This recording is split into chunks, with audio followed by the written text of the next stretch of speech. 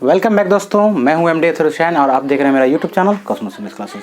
आज मैं जो टॉपिक लेकर के आपके लिए आया हूं वो खास करके स्पोकन इंग्लिश में जो बच्चे इंटरेस्ट रखते हैं उसके लिए एक बहुत ही छोटा सा स्ट्रक्चर है, लेकिन बहुत ही ज़्यादा इम्पॉर्टेंट स्ट्रक्चर है, बहुत ही ज़्यादा स्पोकन इंग्लिश में यूज़ किया जाता है। तो चलिए दोस्तों, समय को बर्बाद न करते हुए हम इस स्ट्रक्चर की ओर बढ़ते हैं। तो आज जो हम सीखेंगे वो स्पोकन इंग्लिश से रिलेटेड हमारा जो स्ट्रक्चर होगा वो स्ट्रक्चर का क्या नाम है। जैसा कि आप जानते हैं कि स्पोकन इंग्लिश में स्ट्रक्चर जो होता है वो बहुत ही ज़्यादा इम्पॉर्टेंट रोल प्ले करता है। जब भी हम किसी से बात करते हैं, अगर हमें स्ट्रक्चर का नॉलेज बेहतर तरीके से नहीं है, हम नहीं जानते हैं, तो हमें बोलने में बहुत सारी प्रॉब्लम फेस करनी पड़ सकती है।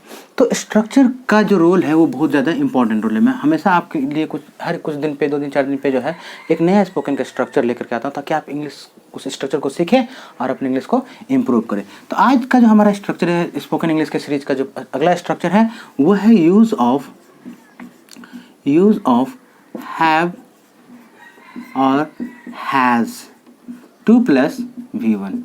मीन्स आज हम हैव हैज़ 2 + V1 का क्या यूज़ है उसके बारे में जानेंगे। यूज़ ऑफ हैव और हैज़ का यूज़ मीन्स हैव और हैज़ का यूज़ स्पोकन इंग्लिश में किस हिसाब से होता है। जैसे कि आप सब जानते हैं, ये जो हैव है और हैज़ जो है ये एक्चुअली में है कौन सा वर्ब? Helping verb. कौन वर्ब है? हेल्पिंग वर्ब है। तो हेल्पिंग वर्ब का जो इसका जो इस्तेमाल करते हैं वो हम लोग टेंस में करते हैं। और टेंस में किस टेंस में करते हैं? तो इसका इस्तेमाल हम लोग प्रेजेंट परफेक्ट में करते हैं। जो टेंस मैंने आपको पढ़ाया भी है उससे रिलेटेड 2 वीडियोस भी है मेरे चैनल पे, अगर आपने अब तक नहीं देखा उस वीडियो को आप जरूर देखें। तो हैव और हैज़ का जो इस्तेमाल हम करते हैं वो किसके लिए करते हैं? तो हम बताते हैं कि जब भी किसी तरह का ऐसा टेंस आता है जो अपने अंदर कवर करता है प्रेजेंट परफेक्ट के रूप में, तो उसका स्ट्रक्चर होता है subject plus have has plus V3 plus object. लेकिन क्या यहाँ पे ये जो स्ट्रक्चर हम पढ़ेंगे क्या ये टेंस के फॉर्मेट में पढ़ेंगे? तो मैं आपको बता दूं कि इस स्ट्रक्चर का जो यूज़ होगा हैव हैज़ के साथ 2 का और 2 के साथ वर्ब का पहला फॉर्म, इसमें हम इसे टेंस के अकॉर्डिंग नहीं पढ़ेंगे, इसको स्पोकन इंग्लिश के स्ट्रक्चर के फॉर्म में पढ़ेंगे। तो स्ट्रक्चर का जो नाम होगा वो क्या होगा? हैव या हैज़ 2 + V1, यानी हेल्पिंग वर्ब हैव हैज़ होगा। हैव हैज़ के साथ प्रीपोजिशन 2 का यूज़ करेंगे, 2 के साथ वर्ब का पहला फॉर्म होगा। ठीक है। और जैसे कि आप जानते हैं ये जो हैव है, इस हैव का इस्तेमाल हम करते हैं किस पर्सन के लिए? फर्स्ट पर्सन के लिए और सेकंड पर्सन के लिए। किस पर्सन के लिए? फर्स्ट पर्सन और सेकंड पर्सन के लिए करते हैं। और ये जो हैज़ है इसका इस्तेमाल हम करते हैं किसके लिए? थर्ड पर्सन सिंगुलर के लिए। ठीक है। मीन्स सिर्फ थर्ड पर्सन अगर सिंगुलर होगा तो हम हैज़ का इस्तेमाल करेंगे, हैव का इस्तेमाल नहीं करेंगे। मीन्स दुनिया के हर सब्जेक्ट के लिए, हर पर्सन के लिए यहाँ पे हम किसका इस्तेमाल करेंगे? हैव का इस्तेमाल करेंगे। सिर्फ थर्ड पर्सन सिंगुलर के लिए हैज़ का इस्तेमाल होगा। मीन्स हैज़ 2 + V1 का इस्तेमाल करेंगे। अब देखिए आपका जो पहचान होकर के निकल के आएगा वो क्या आएगा, क्योंकि हमें जो इंग्लिश सीखनी है या सीखते हैं तो हमारे अंदर जो थॉट्स आते हैं वो एक्चुअली में हिंदी में आते हैं। तो हिंदी से हमें इंग्लिश में से ट्रांसलेट करना पड़ता है। तो हम उसको इंग्लिश में कैसे ट्रांसलेट करेंगे, कैसे समझेंगे कि यहाँ पे हमें हैव या हैज़ 2 का ही इस्तेमाल करना है? तो सेंटेंस को देखिए, सेंटेंस के लास्ट में लगा होगा कि कुछ करना है। क्या है? क्या लगा होगा? कुछ करना है। मीन्स ना है का सेंस आएगा।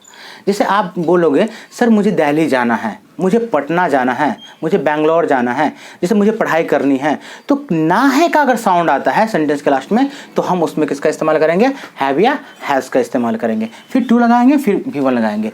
इसके अलावे भी अगर आप यूज़ करना चाहेंगे तो वो आपका पहचान हो जाएगा कुछ करना पड़ता है। मीन्स कोई ऐसा काम जिसे आपको फोर्सली करना पड़ता है। जैसे मान लीजिए आप पढ़ाई नहीं करना चाहते, लेकिन आप बोलते हो क्या सर मुझे पढ़ाई करना पड़ता है, उस केस में भी आप इसी स्ट्रक्चर का इस्तेमाल करेंगे। तो हमारा स्ट्रक्चर पहचान क्या होगा? कुछ करना है या कुछ करना पड़ता है, यानी कुछ करना पड़ता है या कुछ करना हो, दोनों केस में आप हैव या हैज़ 2 का इस्तेमाल करेंगे। ठीक है। अब हम पॉजिटिव की बात करते हैं। पॉजिटिव हमारा स्ट्रक्चर क्या होगा? हमें अगर पॉजिटिव में बोलना हो तो पॉजिटिव में कैसे बोलेंगे? तो हमारा स्ट्रक्चर होगा सबसे पहले सब्जेक्ट का इस्तेमाल करेंगे। सब्जेक्ट के बाद ये हेल्पिंग वर्ब जो हैव और हैज़ है इसका इस्तेमाल करेंगे। उसके साथ 2 लगा देंगे। मीन्स आपका अगर हैव होगा तब भी आप 2 लगाएंगे, अगर आपका हैज़ होगा तब भी आप 2 लगाएंगे। उसके बाद वर्ब का पहला फॉर्म आएगा। लास्ट में हम किसका इस्तेमाल करेंगे? ऑब्जेक्ट का इस्तेमाल करेंगे। जैसा कि मैंने बता दिया है कि हैव का यूज़ करते हैं फर्स्ट सेकंड पर्सन के लिए, हैज़ का इस्तेमाल करते हैं थर्ड पर्सन सिंगुलर के लिए, है ना। अब जैसे आपने बोला सर मुझे मान लीजिए आपने बोला मुझे सर इंग्लिश सीखनी है, क्या करनी है आपको, तो आपने बोला सर मुझे इंग्लिश सीखनी है, मुझे इंग्लिश सीखना है ना, तो आप इसको इंग्लिश में कैसे बोलेंगे, तो सब्जेक्ट सबसे पहले आएगा, तो सब्जेक्ट हो गया आपका आई। आई कौन पर्सन है, फर्स्ट पर्सन है, तो फर्स्ट सेकंड के लिए हम किसका इस्तेमाल करते हैं, हैव का, तो यहाँ पे हमारा क्या हो जाएगा, आई हैव। उसके बाद प्रीपोजिशन क्या आएगा, टू, तो टू। इसके बाद आएगा मेन वर्ब, तो मेन वर्ब क्या है, लर्न, तो आई हैव टू लर्न क्या चीज़, इंग्लिश, तो हमारा क्या होगा structure, I have to learn English. ठीक है, जैसे मान लीजिए आपने बोला सर उसे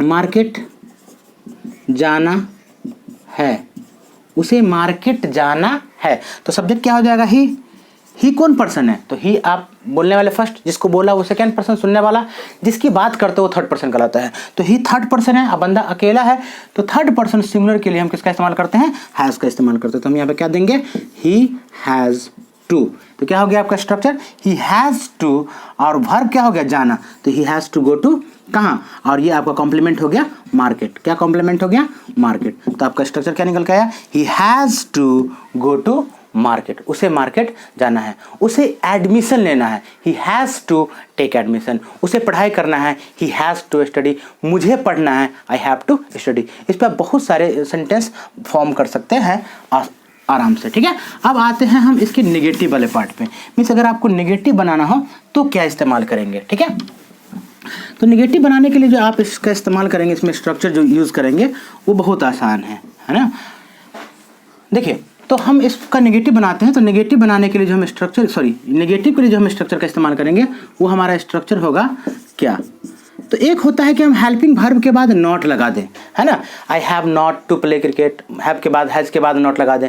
लेकिन ज़्यादा ब्यूटीफुल लगने के लिए लैंग्वेज को हम हैव या हैज़ से पहले डोंट या डजंट का इस्तेमाल कर सकते हैं। तो इसका नेगेटिव बनाएंगे तो हम क्या इस्तेमाल करेंगे, सब्जेक्ट प्लस डोंट या डजंट, क्या बोलेंगे, डोंट या डजंट। ठीक है, यानी डू के साथ और डज के साथ नॉट लगा करके हमने नेगेटिव बनाया। अब हमें यहाँ पे हैव या हैज़ टू में से किसका इस्तेमाल करना है सिर्फ, तो नेगेटिव में हम हैज़ का इस्तेमाल नहीं करेंगे, डज के साथ हैज़ का इस्तेमाल नहीं होता है। तो हम यहाँ पे क्या देंगे, have to plus V1 plus object. आपने सिंपल प्रेजेंट टेंस में डोंट या डजंट का यूज़ सीखा होगा कि डोंट का इस्तेमाल हम करते हैं किस पर्सन के लिए, फर्स्ट पर्सन के लिए और सेकेंड पर्सन के लिए, और डजंट का इस्तेमाल करते हैं थर्ड पर्सन सिंगुलर के लिए, है ना, जब थर्ड पर्सन की बात करेंगे। तो नेगेटिव का स्ट्रक्चर हो गया सब्जेक्ट प्लस डोंट या doesn't plus have to plus V1 plus object. Means दुनिया का तो ऐसा जरूरी नहीं है कि सब काम वो करना ही है ना, तो आप अगर नहीं करते हैं या आपको कुछ नहीं करना पड़ता है तो उस सेंस में आप डोंट या डजंट का यूज़ करेंगे। जैसे आपने बोला सर मुझे सुबह में नहीं उठना पड़ता है, मैंने क्या बोला, मुझे सुबह में, या आपने बोला सर मुझे सुबह में नहीं उठना पड़ता है, तो सब्जेक्ट हो गया मुझे। मीन्स यहाँ पे हम सब्जेक्ट के लिए किसका यूज़ करेंगे, आई। आई कौन पर्सन है, फर्स्ट पर्सन, तो हम किसका इस्तेमाल करेंगे, डोंट, तो हमने यहाँ से डोंट उठा लिया, आई डोंट। उसके बाद क्या आएगा, हैव टू, तो हम यहाँ पे क्या देंगे, have to, I don't have to.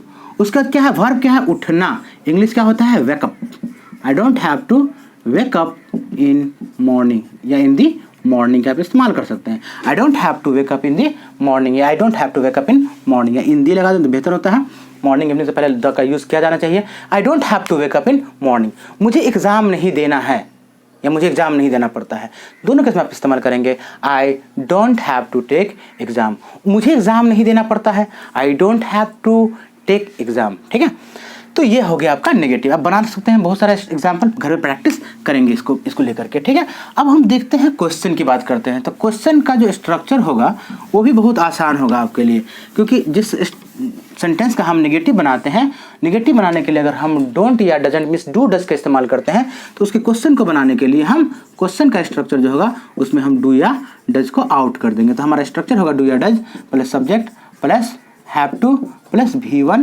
Plus object. Do first person खुद के बारे में पूछने के लिए कर सकता है, वैसे तो होता नहीं है, लेकिन फर्स्ट पर्सन अगर खुद के बारे में पूछे तो डू का इस्तेमाल करेगा। अगर थर्ड पर्सन की बात करेगा, सिंगुलर के बारे में पूछेगा, तो वो किसको बाहर करेगा, डज को बाहर करेगा। ठीक है, जैसे मान लीजिए मैंने आपसे पूछा क्या आपको बिजनेस करना है, क्या करना है, देखिए पहचान क्या होगा लास्ट में, बिजनेस करना, या क्या आपको बिजनेस करना पड़ता है, क्या आपको बिजनेस करना है, तो मैंने करना है का सेंस लिया। तो क्या आपको मीन्स यू कौन पर्सन है? सेकेंड पर्सन है, तो हम किसको बाहर करेंगे? डू को बाहर करेंगे। डू यू, उसके बाद क्या आएगा? हैव टू, तो हम यहाँ पे क्या देंगे? Have to. Do you have to, उसका वर्ब क्या? करना, तो इंग्लिश क्या होता है? Do you have to do business. ठीक है, जैसे मैंने आपसे पूछा कि आपको दिल्ली जाना है, तो क्या आप इस्तेमाल करेंगे? Do you have to go to Delhi. क्या आपको एडमिशन लेना है? Do you have to take admission. तो इसको आप नोट डाउन कर ले, स्क्रीनशॉट ले लें और इसे लिख लें, क्योंकि ये बहुत ही ज़्यादा कॉमन स्ट्रक्चर है, बहुत ही ज़्यादा यूज़ किया जाने वाला है। कोई भी काम हो ऐसा जिसे आपको करना है या आपको करना पड़ता है, उस दोनों केस में आप हैव या हैज़ टू का इस्तेमाल करेंगे। पॉजिटिव होगा तो स्ट्रक्चर जो हम इस्तेमाल करेंगे वो सब्जेक्ट प्लस हैव टू या हैज़ टू प्लस V1 का इस्तेमाल करेंगे। फर्स्ट पर्सन और सेकंड पर्सन के लिए हैव और थर्ड पर्सन सिंगुलर के लिए हैज़ का इस्तेमाल करेंगे। टू लगाएंगे, फिर वर्ब दे देंगे, लास्ट में ऑब्जेक्ट आ जाएगा।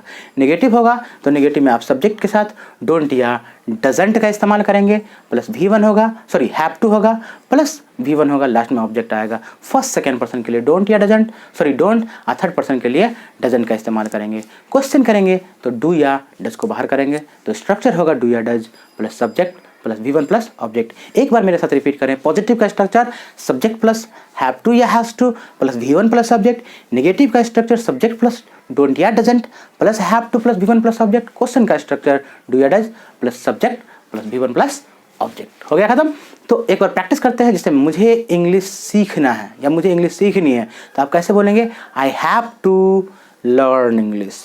मुझे इंग्लिश नहीं सीखनी है, नेगेटिव, तो डोंट या डजंट का I don't have to learn English. मुझे इंग्लिश नहीं सीखनी है। क्या आपको इंग्लिश सीखनी है? Do you have to learn English. या बोलते हैं मुझे इंग्लिश बोलना पड़ता है, तो आई क्या हो जाएगा? स्ट्रक्चर पॉजिटिव है, I have to speak English.